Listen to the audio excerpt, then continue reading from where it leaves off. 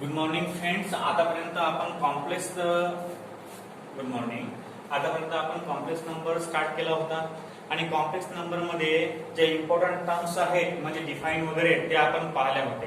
आता नंतर आपल्याला चॅप्टर नंबर 9 म्हणजे कोऑर्डिनेशन कंपाऊंड मध्ये एक डबल साल्ट आणि एक कोऑर्डिनेशन कॉम्प्लेक्स हा टॉपिक आज पाहायचा आहे आणि शेवटनंतर Werner's theory of coordination complexes बघण्याची आहे.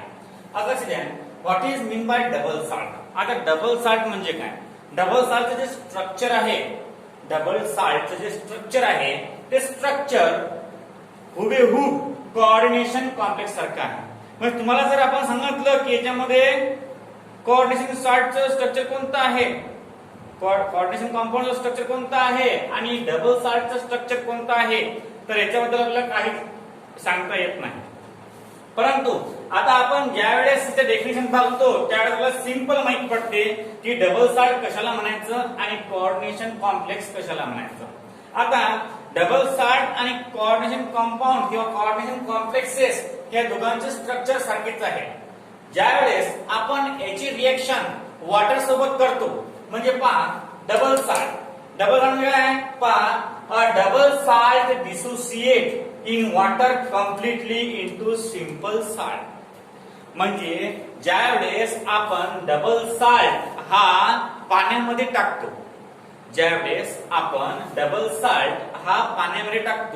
त्यावेळेस हा कम्प्लिटली डिसोसिएट होते.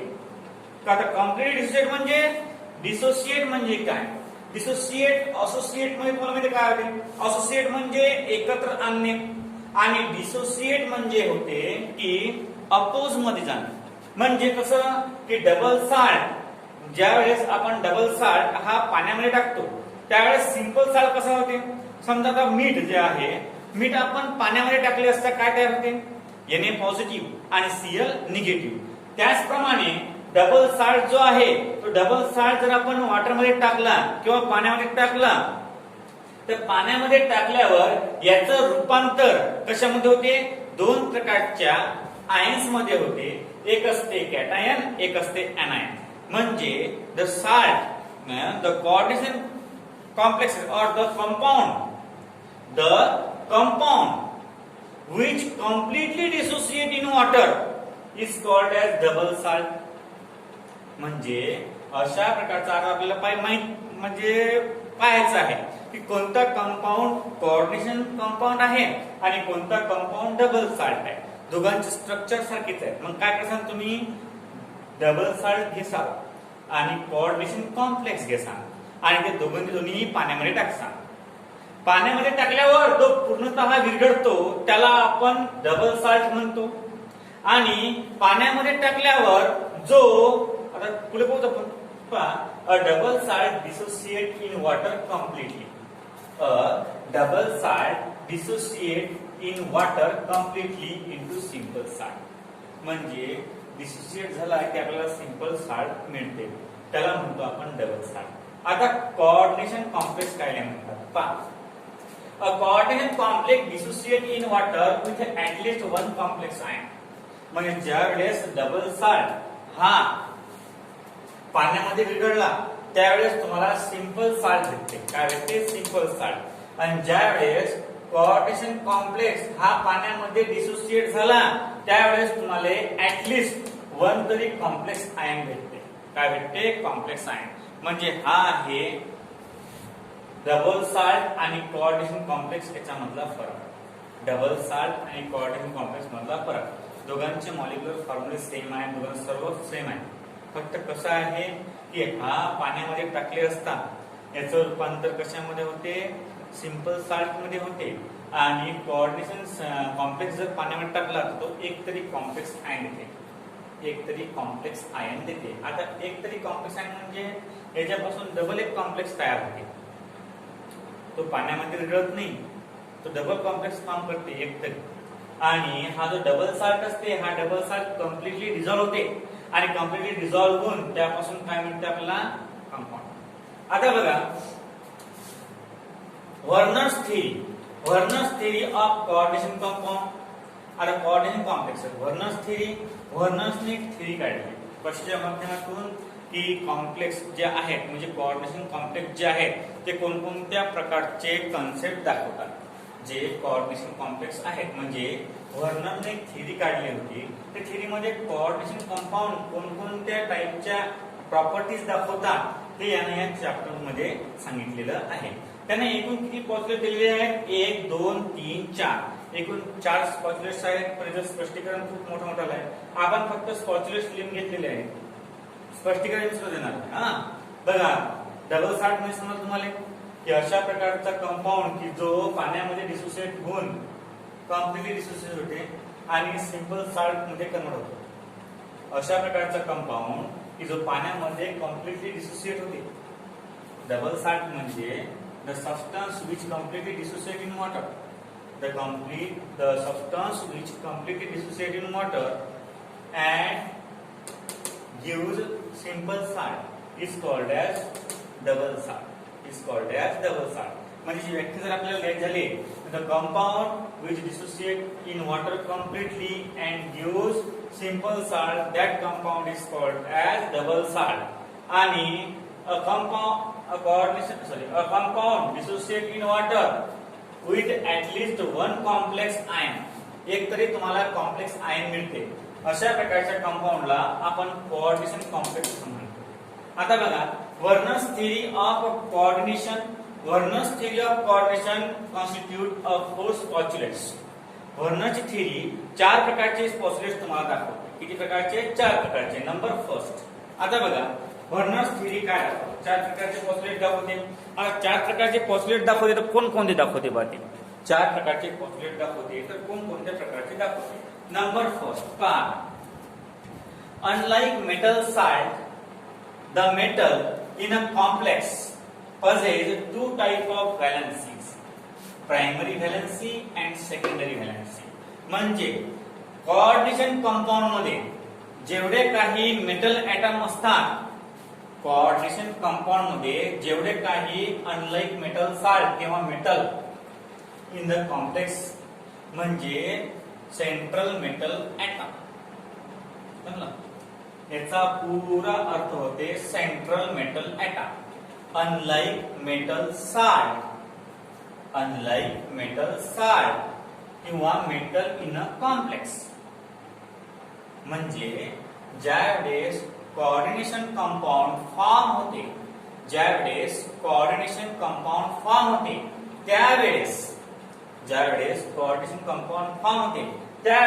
अनलाइक असणारा मेटल साल्ट त्यामध्ये मेटल पाहिजे. The metal in a complex possess 2 types of valency. म्हणजे पहिला नियम हा म्हणते की central metal atom in the coordination compound किंवा coordination complex. Central metal atom in the coordination complex or coordination compound possess 2 type of valencies. That is primary valency and secondary valency. 2 प्रकारच्या व्हॅलेन्स्या दाखवते. कोणकोणत्या व्हॅलेन्सी दाखवते? एक primary valency असते आणि एक secondary valency असते. म्हणजे ज्यावेळेस कोऑर्डिनेशन कंपाऊंड फॉर्म होते त्यावेळेस that central metal atom attached to the ligand and ligand donate a lone pair of electrons to the center metal atom.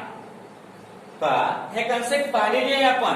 म्हणजे ज्यावेळेस एखादा कोऑर्डिनेशन कंपाऊंड फॉर्म होते त्यावेळेस सेंट्रल मेटल एटम हा घेरलेला असतो. कशाने घेरलेला असतो? तो निगेटिव्ह और न्यूट्रल लिगँडनी तो घेरलेला असतो. तो घेरलेला कोण? सेंट्रल मेटल एटम काय करते? That trap central metal shows 2 type of valencies. तो 2 प्रकारच्या व्हॅलेन्सीज दाखवते. एक प्रायमरी व्हॅलेन्सी असते आणि एक सेकंडरी व्हॅलेन्सी असते. हे पहिलं पोस्टुलेट म्हणतो. पहा unlike metal salt, the metal in a complex. Unlike metal salt आता लाईक नसणार ना ते कारण मेटल कोणता असणार आणि त्यापासून साल्ट कोणता बनणार. Unlike metal salt the metal in a complex possess two type of valencies. म्हणजे जे अनलाइक मेटल साल्ट आहेत किंवा मेटल्स आहेत हे दोन प्रकारच्या व्हॅलन्सीज सॅटिस्फाय करतात. ह्या दोन प्रकारच्या व्हॅलन्सीज काय करतात, सॅटिस्फाय करतात. Unlike metal salt, the metal in the complex possess two type of valencies. Number that is primary valency and secondary valency. त्यातला एक आहे प्रायमरी व्हॅलन्सी आणि दुसरा आहे सेकंडरी व्हॅलन्सी. पहिला आहे प्रायमरी व्हॅलन्सी आणि दुसरा आहे सेकंडरी व्हॅलन्सी. आता बघा पॉस्टुलेट्स सेकंड म्हणजे 2 नंबरचं पॉस्टुलेट्स. 2 नंबरचं पॉस्टुलेट्स काय आहे बघा बरं. The ionizable sphere consists of entities. आता ionizable sphere म्हणजे काय. Ionizable sphere म्हणजे simply coordination compound. Ionizable sphere means simply coordination compound. The ionizable sphere म्हणजे दोन प्रकारचे आयन्स तयार करणारा स्फियर. The ionizable sphere म्हणजे दोन प्रकारचे स्फियर तयार करणारा, दोन प्रकारचे आयन्स तयार करणारा स्फियर, त्याला म्हणतो आपण कोऑर्डिनेशन कंपाऊंड. त्याला म्हणतो आपण कोऑर्डिनेशन कंपाऊंड. लक्ष द्या आता. The आयनायझेबल sphere consist of entities. म्हणजे थोड्या प्रमाणात तिथं रिकाम्या जागा असतात. एंटिटीज म्हणजे रिकाम्या जागा. पहा, the ionizable sphere consists of entities which satisfy the primary valency of metal. लक्ष द्या. The ionizable sphere. या ionizable sphere तुम्हाला मीनिंग समजलं का. ionizable sphere म्हणजे अशा प्रकारचा स्फियर की जो आयोनाइज होते. म्हणजे आयोनाइज होते म्हणजे त्याच्यापासून दोन प्रकारचे आयन्स मिळतात. कसे मिळतात. एक पॉझिटिव्ह आयन मिळते आणि एक निगेटिव्ह आयन्स मिळते. लक्ष द्या. द आयनायझेबल स्फियर दोन प्रकारचे आयन्स देणारा स्फियर कन्सिस्ट ऑफ एंटिटीज म्हणजे रिकाम्या जागा दाखवते. The आयनायझेबल sphere consist of entities which satisfy the valency, primary valency of metal. म्हणजे जो आयनायझेबल स्फियर आहे आतमधला तो एंटिटीज दाखवते satisfy the primary valency of metal. म्हणजे प्रायमरी व्हॅलन्सी ऑफ मेटल काय दाखवते. जो आयनायझेबल स्फियर असते आतमधला. आता आयनायझेबल स्फियर म्हणजे कोऑर्डिनेशन कंपाऊंड. याच्यामध्ये एक प्रायमरी व्हॅलन्सी दाखवते of metal. Primary valency are generally satisfied by anion. पण काय होते. the ionizable sphere consists of entities which satisfy the primary valency of metal. Primary valency are generally satisfied by anion. म्हणजे जेवढे काही anion आहेत ते satisfy करतात primary valency. म्हणजे negative charge satisfy the primary valency. पहिल्यांदा काय म्हणते पहा की Werner's theory of coordination compound ज्यावेळेस तुम्ही लर्न करता त्यावेळेस काय आहे की unlike metal salt. Unlike metal salt म्हणजे कोणता साल्ट. अनलाइक मेटल साल्ट म्हणजे ज्याचा साल्ट आणि याचा मेटल वेगवेगळा आहे. Unlike metal salt the metal in a complex. Metal कशामधला. कॉम्प्लेक्स मधला. possess two type of valency. पहिला पॉइंट आहे तुमचा की एक मेटल जो आहे सेंट्रल मेटल ऍटम तो सेंट्रल मेटल ऍटम दोन प्रकारच्या व्हॅलन्सी सॅटिस्फाय करते. Central metal atom possesses two type of valency that is primary valency and secondary valency. एक त्यातली प्रायमरी व्हॅलन्सी असते आणि दुसरी त्यातली सेकंडरी व्हॅलन्सी असते. Number second the ionizable sphere consists of entities. त्यातला जो ionizable sphere असते म्हणजे चौकोटा ब्रॅकेट मध्ये आतमध्ये एक सेंट्रल मेटल असते पॉझिटिव्ह आणि एक असते लिगॅंड निगेटिव्ह. मग त्याला ionizable sphere म्हटलं यांनी. the ionizable sphere consists of entities. तो रिकाम्या जागा दाखवते. we satisfy the primary valency of metal. पण तो ज्या रिकाम्या जागा दाखवते त्याला म्हणतात प्रायमरी व्हॅलन्सी ऑफ मेटल. म्हणजे त्या चौकुट्या ब्रॅकेट मध्ये म्हणजे रेक्टँग्युलर ब्रॅकेट मध्ये आपण central metal atom with ligand लिहितो की नाही.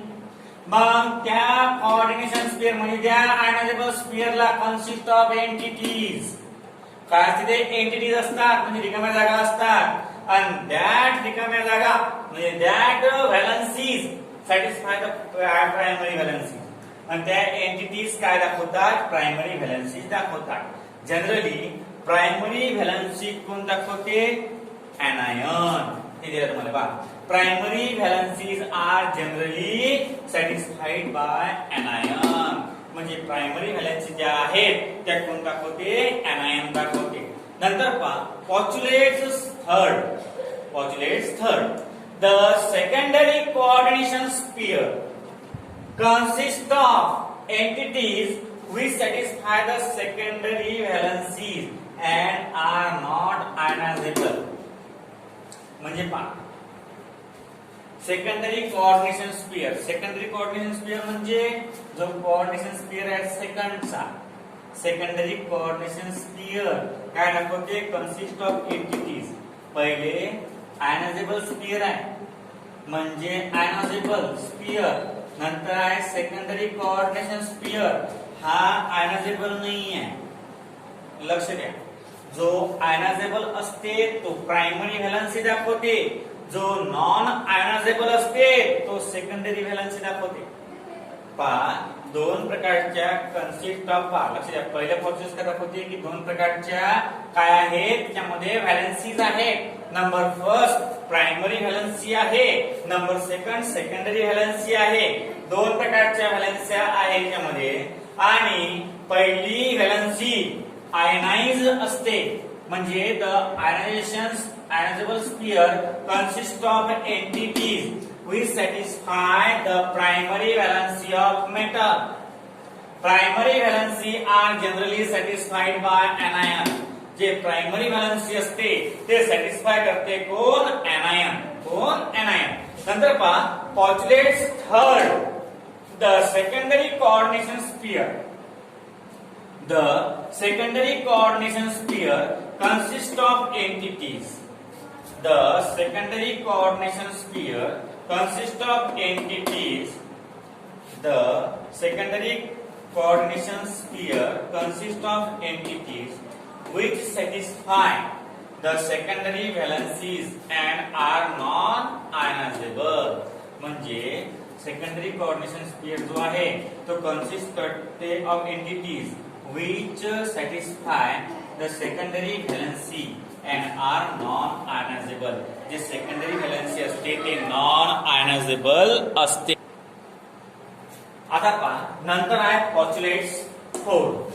The secondary valency have a fix spatial arrangement around the metal ion. जे सेकंडरी आयन्स असतात सेकंडरी व्हॅलन्सीज असतात. The secondary valencies have a fix spatial arrangement.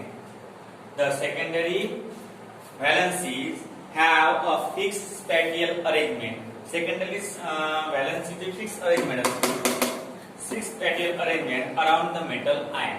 म्हणजे secondary व्हॅलन्सीज ज्या मेटल ॲटमच्या अराउंड फिरत असतात. अशा प्रकारे एकूण वर्णचे 4 पॉकेट्स आहेत की ते तुम्हाला लर्न करायचे आहेत. लक्ष द्या पहिले आपण डबल साल्ट स्टार्ट केलं होतं आज.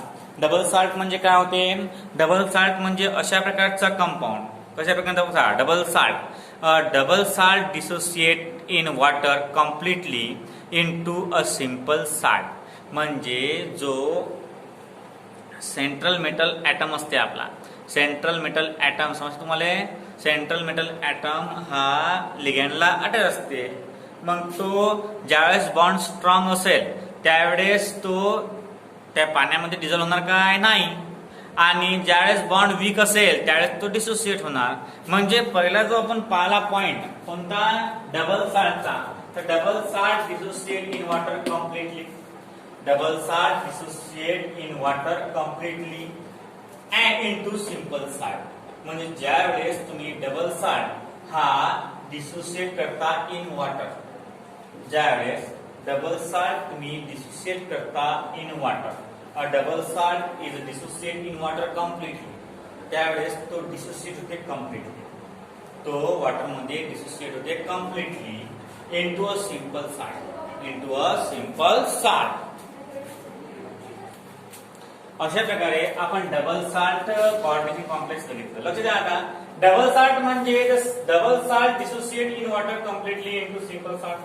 म्हणजे ज्या वेळेस हा डबल साल्ट पाण्यामध्ये टाकला असता काय होते, ज्यावेळेस आपण हा डबल साल्ट पाण्यामध्ये टाकतो त्यावेळेस तो completely dissociate into two type of ions, number first anion and number second cation. म्हणजे दोन प्रकारचे आयन येते. परंतु सिंपल हा कोऑर्डिनेशन जो कॉम्प्लेक्स आहे हा ज्यावेळेस आपण पाण्यामध्ये डिझॉल्व्ह करतो त्यावेळेस याच्यामध्ये ऍटलिस्ट वन तरी कॉम्प्लेक्स आयन असते. अशा प्रकारच्या कंपाऊंडला आपण कोऑर्डिनेशन कंपाऊंड असं म्हणतो. आता या कोऑर्डिनेशन कंपाऊंडवर वर्नर नावाच्या शास्त्रज्ञानं काही पॉच्युलेट्स दिलेले आहेत. एकूण 4 पॉच्युलेट्स याच्यामध्ये प्रेझेंट आहेत. नंबर फर्स्ट पॉच्युलेट्स काय म्हणते, अनलाइक मेटल. आता अनलाइक मेटल साल्ट किंवा द मेटल. आता याच्यामध्ये कसं असते, कोऑर्डिनेशन कंपाऊंड मध्ये दोन प्रकारचे कंपाऊंड प्रेझेंट असतात. एक असते सेंट्रल मेटल ऍटम आणि दुसरा असते लिगँड. मग सेंट्रल मेटल ऍटम जो असते तो metal atom in a complex possesses 2 type of valencies, म्हणजे दोन प्रकारच्या व्हॅलन्सीज दाखवते. आता दोन प्रकारच्या व्हॅलन्सीज कशा दाखवते, तो दोन प्रकारच्या व्हॅलन्सीज दाखवते.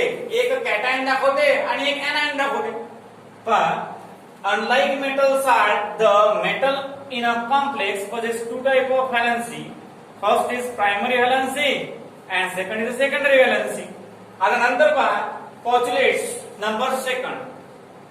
The ionizable sphere consists of entities which satisfy the primary valency of metal.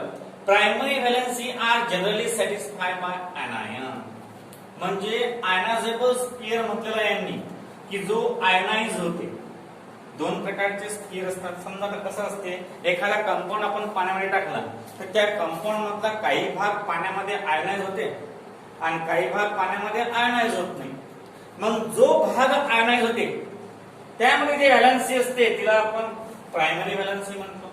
बघा आता द आयनायझेबल स्फिअर इथे दिलेला आहे. आयनायझेबल स्फिअर म्हणजे काय होते, आयनायझेबल स्फिअर म्हणजे जो स्फिअर दोन प्रकारचे आयन्स दाखवते. The ionisable sphere consist of entities म्हणजे रिकाम्या झाला. पहा the ionisable sphere consist of entities which satisfy the primary valence. Ionisable sphere हा रिकाम्या जागा दाखवतो. रिकाम्या जागा दाखवतो ते सॅटिस्फाय करतात. कोण करते, प्रायमरी व्हॅलन्सी ऑफ मेटल. आणि कधी लक्षात ठेवायचं, primary valency are generally satisfy by anion. जे प्रायमरी व्हॅलन्सी असते म्हणजे मेटल ऍटम दोन प्रकारच्या व्हॅलन्सीज दाखवतो. नंबर 1 प्रायमरी व्हॅलन्सी आणि नंबर 2 सेकंडरी व्हॅलन्सी. त्यातली जे प्रायमरी व्हॅलन्सी असते ते प्रायमरी व्हॅलन्सी कोण दाखवते, एनायन दाखवते. कोण दाखवते, एनायन. आता बघा पॉच्युलेट्स number 3. The secondary coordination sphere consists of entities which satisfy the secondary valencies and are not ionizable. मला पहिले सांगितलं एक आयनायझेबल असते आणि एक नॉन आयनायझेबल असते. म्हणजे जे सेकंडरी व्हॅलन्सी आहे ते नॉन आयनायझेबल आहे. त्याचं रूपांतर दोन प्रकारच्या एनायन किंवा कॅटन मध्ये होत नाही, त्याला म्हणतात नॉन आयनायझेबल. आणि जे प्रायमरी व्हॅलन्सी आहे ते प्रायमरी व्हॅलन्सी आहे कसली, प्रायमरी व्हॅलन्सी आहे आयनायझेबल. कशी आहे, आयनायझेबल. आता या आयनायझेबल मध्ये कसं होते की एनायन दाखवल्याप्रमाणे हे त्या कॉम्प्लेक्सच्या वर दाखवतात आणि कॅटायनची जी व्हॅलन्सी आहे आपण पुढे बघूच त्याचं काय आहे का. पहा द सेकंडरी व्हॅलन्सी जी आहे ते नॉन आयनायझेबल आहे म्हणजे कंपाऊंड डिसोसिएट करत नाही. आणि फोर्थ पॉच्युलेटचा आहे the secondary valencies have fix spatial arrangement. आणि सेकंडरी व्हॅलन्सीला फिक्स अरेंजमेंट असते जे प्रायमरी व्हॅलन्सीला नसते. जे प्रायमरी व्हॅलन्सीला नसते ते सेकंडरी व्हॅलन्सीला अरेंजमेंट असते. स्पॅटियल, स्पॅटियल मीन्स व्हॉट, तुम्ही ते स्पॅटियल अरेंजमेंट पाहिली काय, जस्ट लाईक गोल्गी ऍपरेटस मध्ये, गोल्गी बॉडीज मध्ये जे गुंडाळलेले असतात किंवा त्याला म्हणतात एक ठीक आहे, आपण कॉइन एकावर एक ठेवतो की नाही, मग त्याप्रमाणे एक कॉइनची लाईन तयार होते. मग तशा प्रकारचे स्पॅटियल अरेंजमेंट असते. कशाची? सेकंडरी व्हॅलेन्सीची. पहा, secondary valencies have a fix spatial arrangement. आता फिक्स स्पॅटियल अरेंजमेंट म्हणजे काय होते? फिक्स स्पॅटियल अरेंजमेंट म्हणजे आता अशा प्रकारचं पहा स्पॅटियल अरेंजमेंट असते. The secondary valencies have a fix spatial arrangement around the metal ion. आता अशा प्रकारे आपण पूर्ण हे पाहिलं. आज आपण 3 कन्सेप्ट पाहिले. एक म्हणजे डबल साल्ट म्हणजे काय होते की तो पाण्यामध्ये पूर्णतः विरघळतो, त्याला डबल साल्ट म्हणतात. म्हणजे हा फरक आहे कशामधले, आपल्या कोऑर्डिनेशन कॉम्प्लेक्स मध्ये आणि डबल साल्ट मध्ये हा काय आहे, फरक आहे. नंतर बघा व्हर्नर्स थिअरी बघितली. व्हर्नर्स थिअरीचे 4 फॉर्म्युले बघितले. 2 मार्कासाठी तुम्हाला कधीही विचारू शकतात. आता बघा, आता आपण पहिल्यापासून काय पाहिलं? पहिल्यांदा आपण कोऑर्डिनेशन कंपाऊंड पाहिलं. कोऑर्डिनेशन कंपाऊंड मध्ये 2 प्रकारचे कंपाऊंड असतात. कोणकोणते असतात? एक असते सेंट्रल मेटल ऍटम आणि एक असते लिगॅंड. एक असते सेंट्रल मेटल ऍटम आणि एक असते लिगॅंड. नंतर सेंट्रल मेटल ऍटम आणि लिगॅंड बद्दलचे थोडं कॉन्सेप्ट जे आहेत, माहिती जे आहेत, त्या माहिती पाहिल्या आपण. नंतर आपण लिगॅंडचे टाईप पाहिले. Monodentate, bidentate, एम्बिडेंटेट, पॉलिडेंटेट. आणि नंतर आपण डबल साल्ट, कोऑर्डिनेशन कॉम्प्लेक्स आणि अशा प्रकारचे व्हर्नरच्या थिअरीचे कॉम्प्लेक्स बघितले. आता याच्या पुढचा जो पार्ट आहे तो पुढचा पार्ट आपण नंतरच्या लेक्चर मध्ये बघूया.